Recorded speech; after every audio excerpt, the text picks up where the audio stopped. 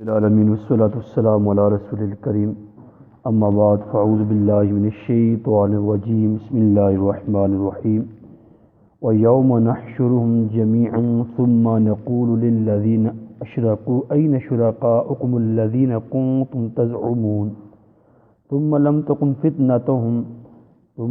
تَكُنْ فِتْنَتُهُمْ إِلَّا أَنْ قَالُوا وَاللَّهِ رَبِّنَا مَا كُنَّا مُشْرِكِينَ انظر كيف كذبوا على أنفسهم وضل عنهم ما كانوا يفترون ومنهم من يستمع إليك وجعلنا على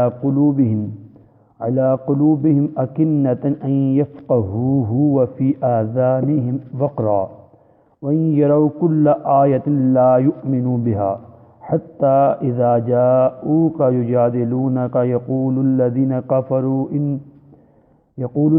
كفروا إن هذا إلا أساطير الأولين صدق اللہ مولانا العظیم۔ سورہ انعام پر نمبر 7 آیت نمبر 22، 23 اور 24، 25۔ ترجمہ: جس دن ہم سب کو اٹھائیں گے پھر مشرکوں سے کہیں گے تمہارے وہ شریک کہاں ہیں جنہیں تم خدا کا شریک گمان کرتے تھے؟ پھر ان کی اس کے سوا کوئی معذرت نہ ہوگی کہ کہیں گے ہم اپنے رب اللہ کی قسم کہ ہم ہرگز مشرک نہ تھے۔ اے حبیب دیکھو اپنے اوپر انہوں نے کیسا جھوٹ باندھا اور ان سے غائب ہو گئیں وہ باتیں جن کا یہ بہتان باندھتے تھے۔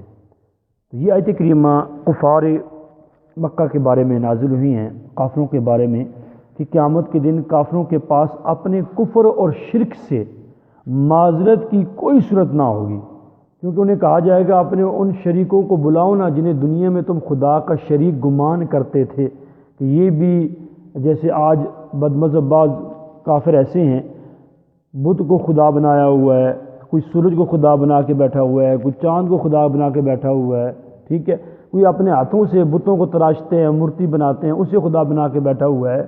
تو ان کو قیامت دن کہا جائے گا نا لے آؤ اپنے ان شریکوں کو جنہیں تم خدا کا شریک گمان کرتے تھے، خدا کا شریک گمان کرتے تھے۔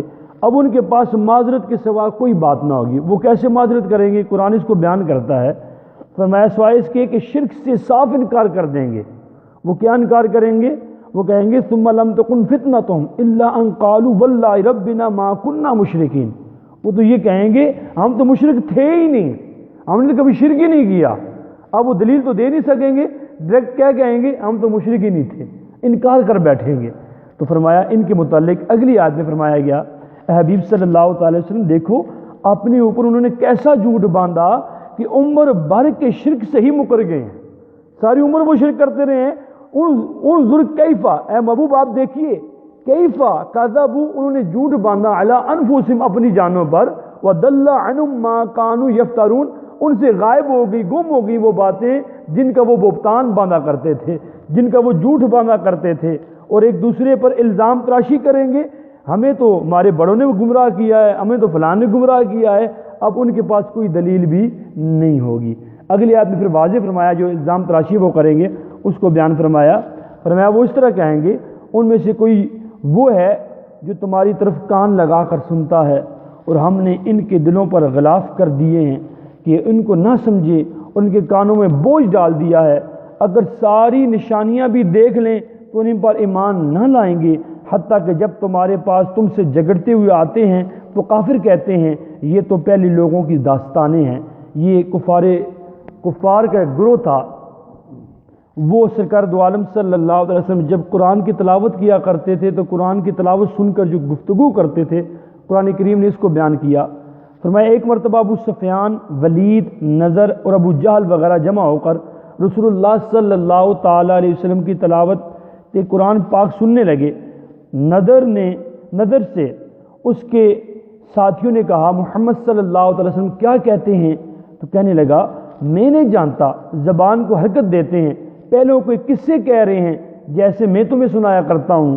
ابو سفیان نے کہا ان کی باتیں مجھے حق معلوم ہوتی ہیں، ان کی باتیں مجھے حق معلوم ہوتی ہیں۔ پھر اللہ نے یہ شان بھی عطا کی کہ ابو سفیان اسلام لائے، صحابی رسول بنے۔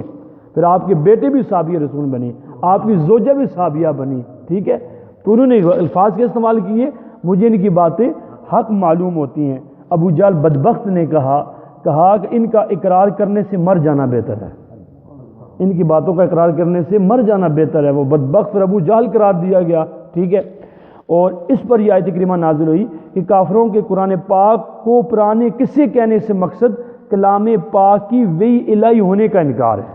یعنی یہ تو عام لوگوں کی باتیں ہیں، جس طرح میں تمہیں قصے سناتا ہوں، یہ تو پرانے لوگوں کے قصے ہیں۔ گویا یہ بات کہہ کے اسے کلام الہی ہونے کا انکار کر رہے ہیں، وہی الہی ہونے کا انکار کر رہے ہیں، اللہ کا کلام ہونے سے انکار کر رہے ہیں۔ تو قرآن کریم کے ایک لفظ کا انکار اگر کوئی مومن بھی کر جاتا ہے تو وہ بھی کافر ہو جاتا ہے۔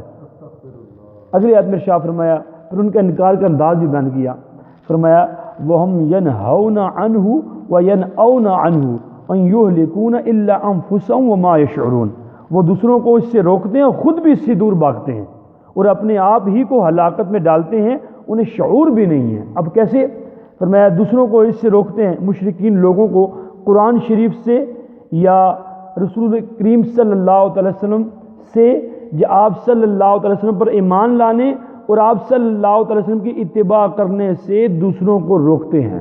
اب دو صورتیں ہوں گی، یا تو قرآن سے روکتے ہیں، قرآن نہ سنو، قرآن ایسا کلام الہی ہے کہ دل میں اثر کرتا ہے۔ یہ کیا کرتا ہے؟ دل میں اثر کرتا ہے۔ اس کی شان تو دیکھیں، اتنی شان ہے کہ بندہ کوئی دنیاوی کتاب پڑھتا ہے، ایک بار پڑھے، دوسری بار پڑھے، تیسری بار پڑھے، 10ویں بار پڑھے، بہت کسی کی کتاب سے کسی کو محبت ہو جائے، کسی نالی سے محبت ہو جائے، 2 بار، 5 بار، 6 بار، بس یار اکتا گیا ہوں، اب نہیں پڑھنا، اب دل نہیں کرتا۔ لیکن قرآن کریم اتنا کریم ہے، اتنا پیارا کلام ہے، جو 1000 مرتبہ پڑھے تو 1,00,000 مرتبہ پڑھنے کے لیے تیار ہے۔ ہر بار پڑھنے سے اس کا دل سکون پاتا ہے، اس کے دل میں راحت ہوتی ہے، اسے اللہ تبارک و تعالی ہر بار پڑھنے سے نیا فیضان عطا فرماتا ہے۔ اتنی شان والی کتاب ہے۔ تو کفار کیا کرتے تھے؟ خود تو اس سے بھاگتے ہی تھے، دوسروں کو بھی اسے کیا کرتے تھے؟ روکتے تھے۔ اور ایک اس کے شان نزول یہ ہے کہ وہ کفار بدبخت خود حضور اکرم صلی اللہ تعالی علیہ وسلم سے لوگوں کو ان کی اتباع کرنے سے روکتے تھے، خود اتباع بھی نہیں کرتے تھے، اتباع کرنے سے بھاگتے تھے، اور دوسروں کو بھی حضور کے قریب جانے سے کیا کرتے تھے؟ روکتے تھے۔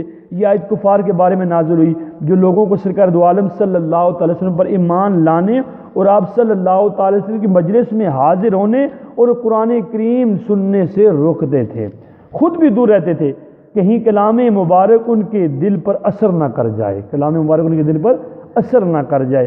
حضرت عبداللہ بن عباس رضی اللہ عنہ نے فرمایا، یہ آیت تاجدار رسالت صلی اللہ علیہ وسلم کے چچا ابو طالب کے حق میں نازل ہوئی، جو مشرکین کو تو خود حضور صلی اللہ علیہ وسلم کی اظہار ثانی سے روکتے تھے اور خود ایمان لانے سے بچتے تھے۔ دوسروں کو تو روکتے تھے، بھئی حضور کی اظہار نہیں دینی، لیکن خود ایمان لانے سے کیا کرتے تھے؟